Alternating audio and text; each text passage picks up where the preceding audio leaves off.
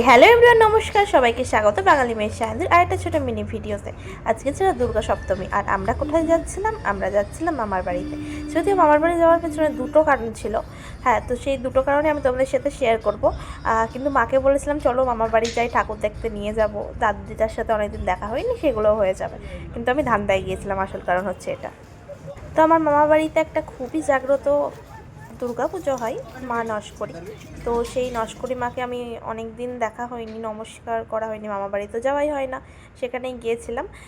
তো এই দেখো চারপাশে মেলা বসেছে, কী সুন্দর কাঠের জিনিসপত্র বিক্রি হয়। এই খাটগুলো কিন্তু খুবই কম দামে বিক্রি হয়, মিনিমাম 10,000 টাকা থেকে স্টার্টিং আছে।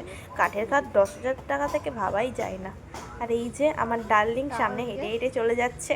তো আমি যখন খুবই ছোট, মিনিমাম 5 বছর থেকে 7 বছর আগে, তখন আমি এখানে ঠাকুর দেখতে যাই। এবং ঠাকুর বাড়ির এই যে ঠাকুরটা তোমরা দেখছো, ইনি মা নস্করী মাতার মন্দিরের পেছন দিয়ে মন্দিরে প্রবেশ করি। তখন আমি পায়ে সিঁদুর বা আলতা লেগে যাওয়ার জন্য মায়ের পাটে গিয়ে পাটা মুছেছিলাম। মানে যেখানে মা এসে নাকি স্বয়ং, এখানে একটা ধারণা রয়েছে মা আসেন এবং সেই গাছতলার নিচে বসে।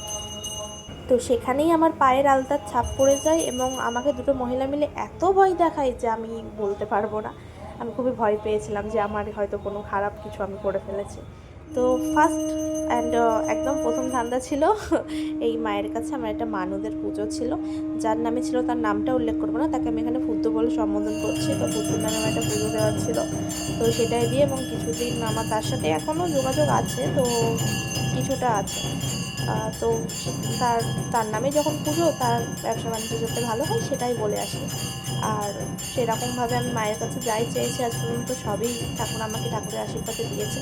ভিডিওটা শেষ পর্যন্ত খেয়াল রাখলে দেখতে পাবে যে মায়ের পা থেকে ফুলগুলো আপনি আপনিই পড়ে গেছে, মানে মা পুজোটা নিয়েছে। আর যেহেতু আমি ধান্দায় গিয়েছিলাম, তাই খুব একটা ঠাকুর পুজো দেওয়া হয়ে গেলে চলে আসি মাঝে সাথে। ভিডিওটা ভালো লাগলে একটা লাইক কমেন্ট করে দিও এবং চ্যানেলটাকে সাবস্ক্রাইব করো।